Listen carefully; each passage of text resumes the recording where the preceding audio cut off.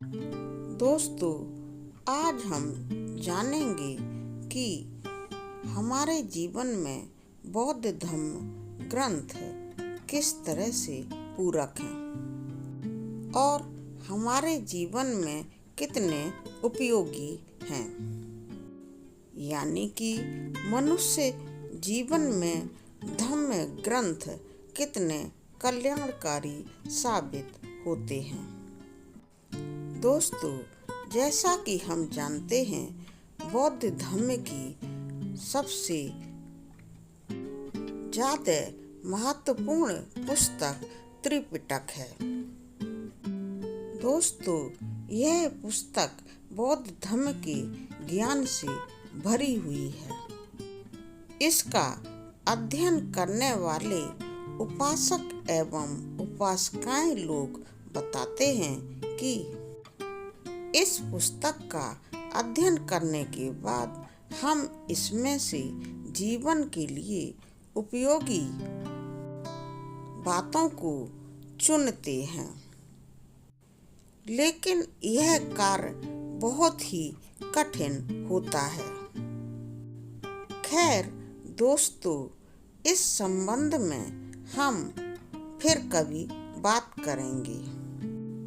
अभी बात करते हैं कि जीवन के कल्याण हेतु बौद्ध धर्म ग्रंथ किस तरह से कल्याणकारी हैं। दोस्तों, इसके लिए हम सिद्धार्थ के जीवन को शुरू से देखते हैं।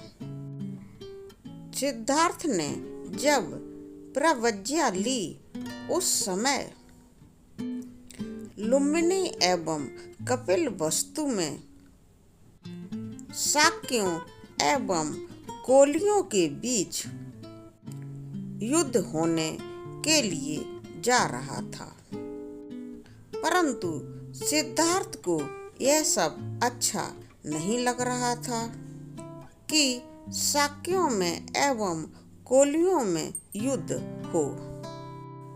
वह जान गए थे कि अगर कोलियों एवं शाक्यों में युद्ध हुआ तो बहुत बड़ी संख्या में नरसंहार हो सकता है। इसलिए सिद्धार्थ ने युद्ध का विरोध किया। फिर वहां पर जनमत संग्रह ने यह कहा कि जिसका बहुमत होगा वही काम होगा। यानी कि युद्ध होने के पक्ष में अगर बहुमत हुआ तो युद्ध अवश्य ही होगा। सिद्धार्थ कुछ न कर सके।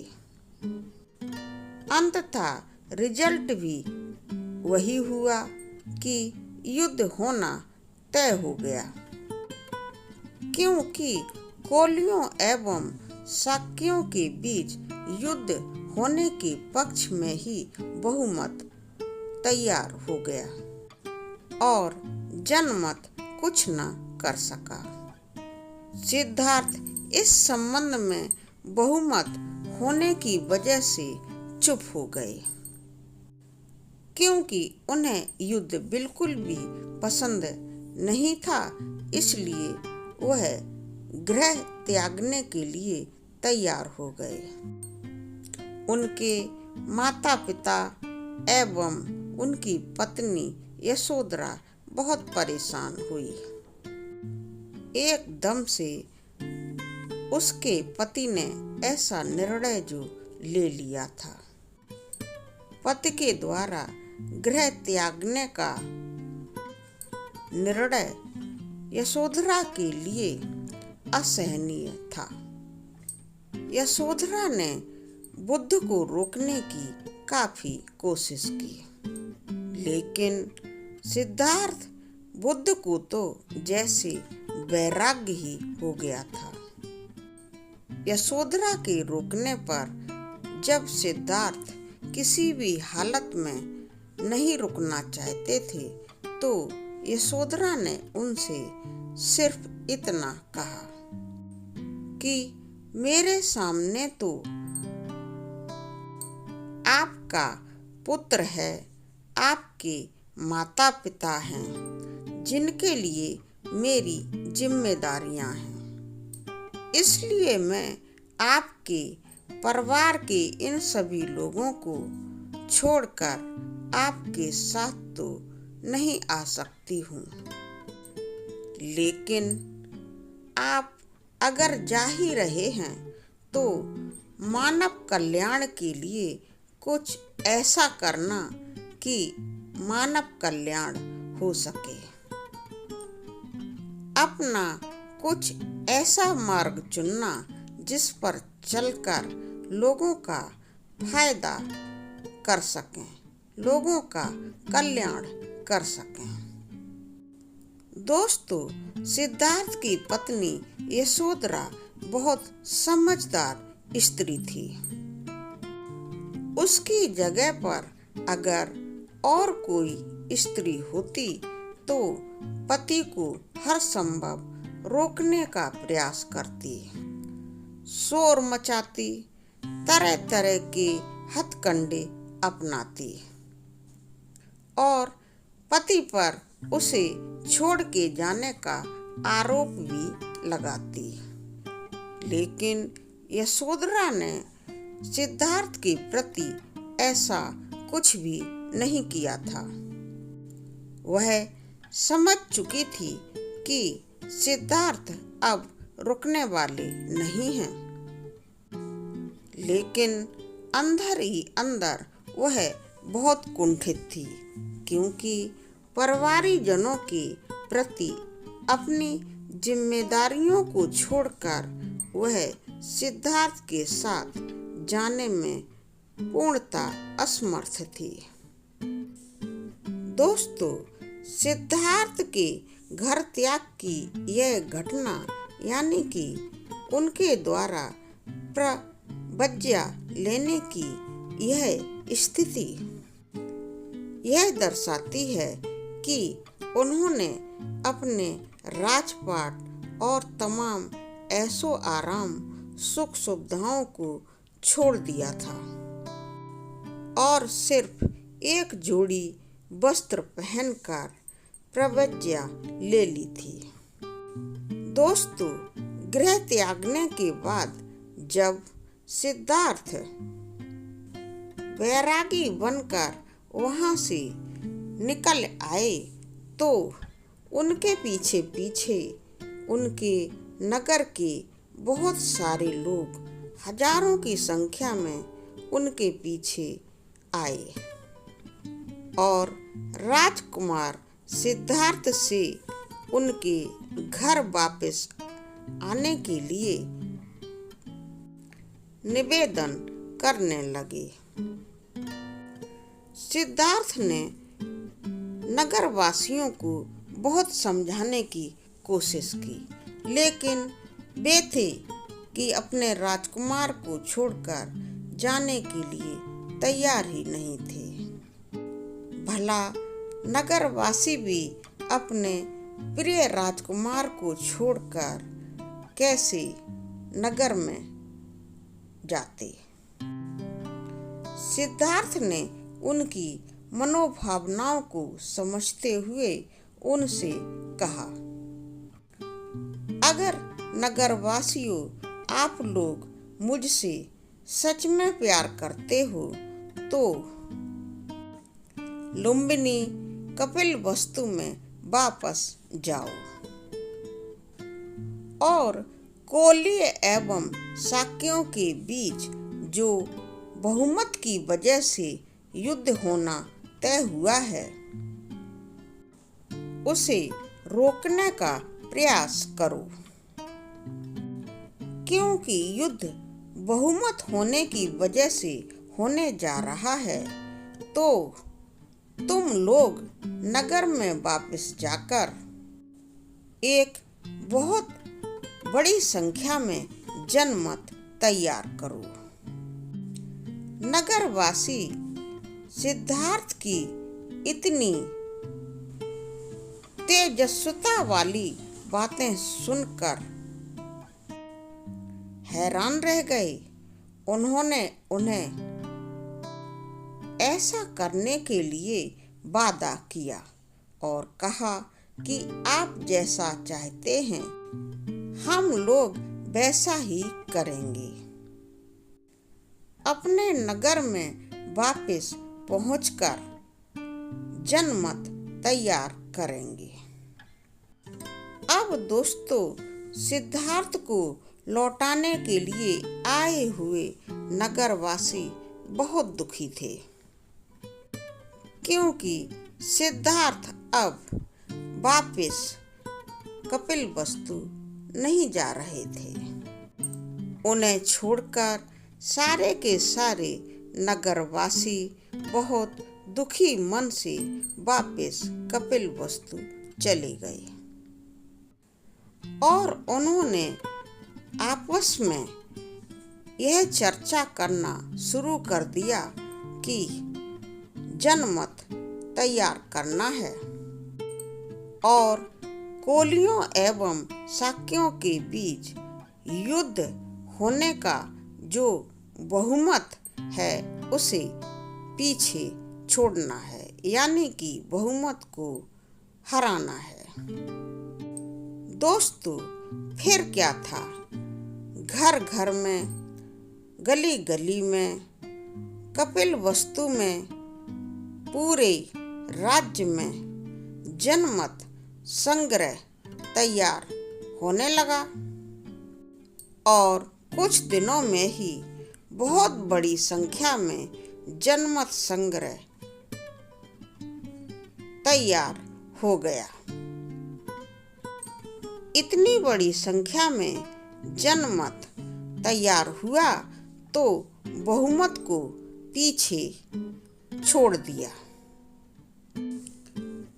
बहुमत पीछे छूट जाने की वजह से कोलियों एवं शाक्यों के बीच जो युद्ध की बात हुई थी वह भी कैंसिल हो गई। अब कपिलवस्तु के नगरवासी बहुत ज्यादा खुश थे, क्योंकि सिद्धार्थ ने जो कहा था वह उन लोगों ने करके दिखा दिया था। दोस्तों, सिद्धार्थ एक राजकुमार थे। उन्होंने अपने राज्य वैभव को, सुखों को त्याग दिया था और बिल्कुल एक भिक्षु बनकर ज्ञान प्राप्त करने के लिए आगे बढ़ गए थे। दोस्तों, यहाँ पर मैं आपको बता देती हूँ कि जब गौतम बुद्ध अपने गृह त्याग करके प्रव्रज्ञा लेकर बाहर निकले थे तो उनके मन में ज्ञान प्राप्त करने जैसा कोई उद्देश्य नहीं था, यानी कि उनके मन में कोई उद्देश्य न होने की वजह से वह कुछ भी कर सकने की हालत में भी नहीं थे। तभी उन्हें गृह त्याग करते समय यशोधरा की कही हुई बातें याद आईं। दोस्तों, यशोधरा एक बहुत ही ज्ञानी, मिलनसार एवं जिम्मेदार स्त्री थी। जब सिद्धार्थ अपनी पत्नी यशोधरा को छोड़कर हर हालत में गृह त्यागने पर उतारू हो गए थे तो यशोधरा समझ गई थी कि सिद्धार्थ गृह त्याग करके जा तो रहे हैं, मगर वह अपने राज्य वैभव को छोड़कर जा रहे हैं। अपने दोस्तों को एवं अपने नगरवासियों को भी छोड़कर जा रहे हैं। ऐसे में वह बाहर जाकर करेंगे क्या? तो उन्होंने समझाते हुए ही सिद्धार्थ को एक उद्देश्य दे दिया था कि आप जा तो रहे हो, लेकिन मेरे पास तो आपके माता पिता, आपका पुत्र राहुल है और इन सब की परवरिश करने के लिए मेरी कुछ जिम्मेदारियां हैं। इसलिए मैं तो आपके साथ साथ आ नहीं सकती। आप जा रहे हैं तो कुछ ऐसा करना कि कल्याणकारी रास्ते पर ही आप चलना। जब आप अच्छे रास्ते पर चलेंगे तो दूसरों का भी कल्याण कर सकेंगे। मैं चाहती हूँ कि आपने जब मुझे घर परिवार को, अपने राजसी वैभव को छोड़ ही दिया है, तो फिर आप कुछ ऐसा करें कि साधारण जनमानस का कुछ कल्याण हो सके। दोस्तों, जब सिद्धार्थ को यशोधरा की कही हुई ये बातें याद आईं, तो सिद्धार्थ को उद्देश्य मिल गया और फिर वह मानवों के दुख दर्द को दूर करने के लिए उपाय ढूंढने लगे। धीरे धीरे वह विपश्यना वगैरह करने लगे और गुरुओं से शनै शनै ध्यान प्राप्त करने लगे, ज्ञान प्राप्त करने लगे। लोगों के कल्याण हेतु भगवान बुद्ध ज्ञान प्राप्ति करने के लिए भरसक प्रयत्न करने लगे और 6 साल की कठिन तपस्या के बाद भगवान बुद्ध को ज्ञान प्राप्त हुआ। तो दोस्तों, यहाँ पर यह बुद्ध धम्म ग्रंथ की देशना पूरी होती है। अब हम देखेंगे गौतम बुद्ध के बारे में जो कुछ हमने अभी आपको बताया, वह हमारे जीवन के लिए किस तरह से कल्याणकारी है। दोस्तों, सिद्धार्थ के जीवन को देखा जाए, जब वह बुद्ध नहीं थे, सिर्फ सिद्धार्थ ही थे, तब उन्होंने कोलियों एवं शाक्यों के बीच युद्ध को रोकने का प्रयास किया था, जबकि उनके प्रयास पूर्ण रूप से विफल हो गए थे। युद्ध रुकने का नाम ही नहीं ले रहा था। युद्ध होना तय हो गया था। वह युद्ध की स्थिति को देख नहीं सकते थे, इसलिए उन्होंने गृह त्याग करने का फैसला कर लिया था और प्रतिज्ञा ले ली थी। और बाद में इस समस्या को सुलझाने के लिए उन्होंने एक बहुत बड़ा जनमत संग्रह तैयार करवा लिया था और युद्ध को रोक दिया था। उस समय सिद्धार्थ का मानना था कि कोई भी बहुमत जनमत से बड़ा नहीं हो सकता है, और इस बात को उन्होंने कोलीय एवं शाक्यों के बीच युद्ध को जनमत के द्वारा रुकवाकर सिद्ध भी किया, जो कि मानव हित में था। तो आप इस बात से समझ सकते हैं कि जीवन के लिए धम्म ग्रंथ कितने कल्याणकारी हैं।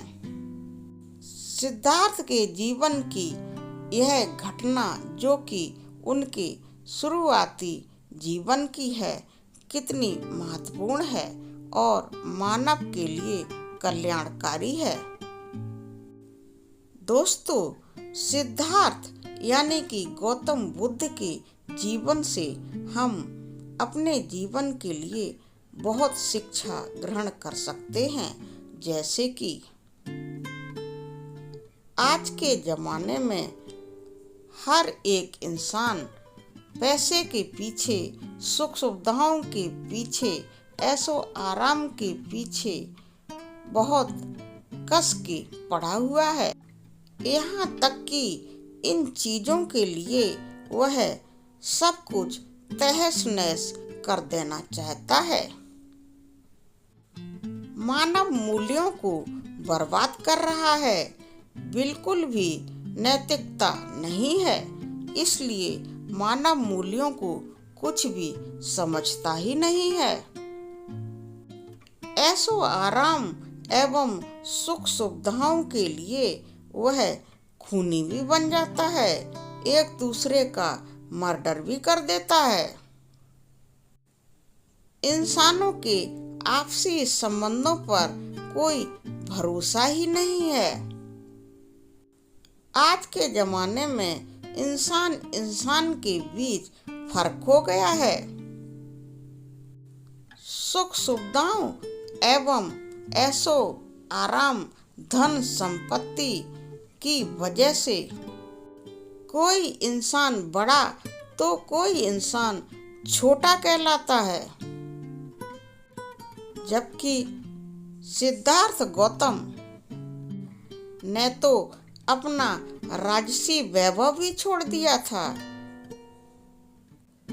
राजमहल में पले बढ़े सिद्धार्थ गौतम सब कुछ छोड़कर बैरागी जीवन जीने के लिए तैयार हो गए थे। लोगों के हर दुख को सिद्धार्थ दूर कर देना चाहते थे। सिद्धार्थ गौतम के जीवन के इन बातों को सुनकर क्या आपको यह नहीं लगता कि बुद्ध धम्म ग्रंथ मानव के कल्याण के लिए कितने ज्यादा उपयोगी हैं, कल्याणकारी हैं? मानव जीवन हेतु कल्याणकारी बुद्ध धम्म ग्रंथों को मेरा सत सत नमन। दोस्तों, धन्यवाद।